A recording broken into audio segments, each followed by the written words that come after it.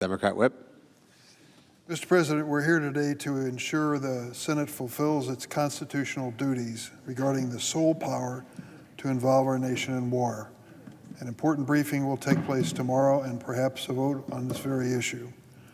Article 1, Section 8 of the United States Constitution clearly states that the power to declare war is an explicit power of Congress. 3 words, to declare war. Congress overwhelmingly reaffirmed this constitutional provision when it passed the War Powers Act in 1973 over the veto of President Nixon. Under the War Powers Act, the President has the authority to approve military attacks as a response to an imminent threat or with the express authorization of Congress. Neither of these were the case with President Trump's decision to bomb Iran over the weekend. The Iranian regime sponsors terrorism, wants to destroy Israel and undermine U.S. interest and repress its own people, and it is interested in owning a nuclear weapon. But those are not justifications to ignore the Constitution. If the United States is to start a war with Iran over these or any other issues, the Constitution itself requires there must be the consent of Congress. Let me also add that we had an effective agreement that contained Iran's nuclear program. I remember it well under President Obama. That is, until President Trump in his first term abruptly withdrew the United States from this agreement, adding to the more volatile situation which we face today. That's why I support the Senator from Virginia, Tim Kaine's War Powers resolution. It requires a prompt debate and vote prior to using additional U.S. military force against Iran.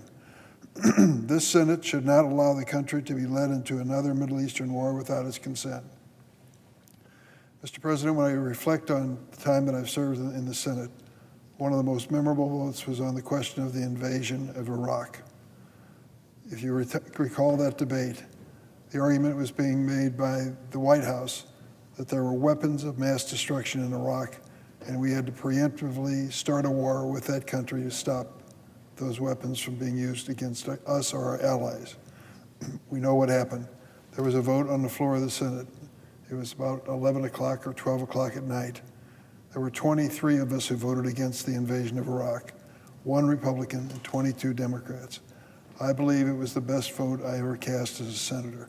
There were no weapons of mass destruction. We were invading a country under a false premise. We were going to wage a war there, and unfortunately did at the expense of American lives for a long period of time. The Senate should not be led into another war in the Middle East without the consent of the American people through Congress. Our founders knew this point. One should never send our sons and daughters into war without the consent of the American people, an argument I've made regardless of who the president is, either party.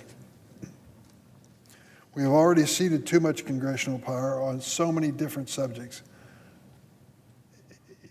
I'm almost speechless, and that's something for a senator. We're at a point where Congress continues to give away its power and its authority. I don't know how to explain it. I don't know why people would go through the awful challenge of running for office to serve in the United States Senate, while each and every president tries to take away our authority to appropriate funds, for example, to make critical decisions. And so many of my colleagues on the other side of the aisle are willing to give that away to their favorite president. Well, you give away that authority, and the next president may not be your favorite, but he'll have the authority that you ceded and gave away under the previous president. We've already ceded too much power on appropriations and other key items. Let's not do that when it comes to war.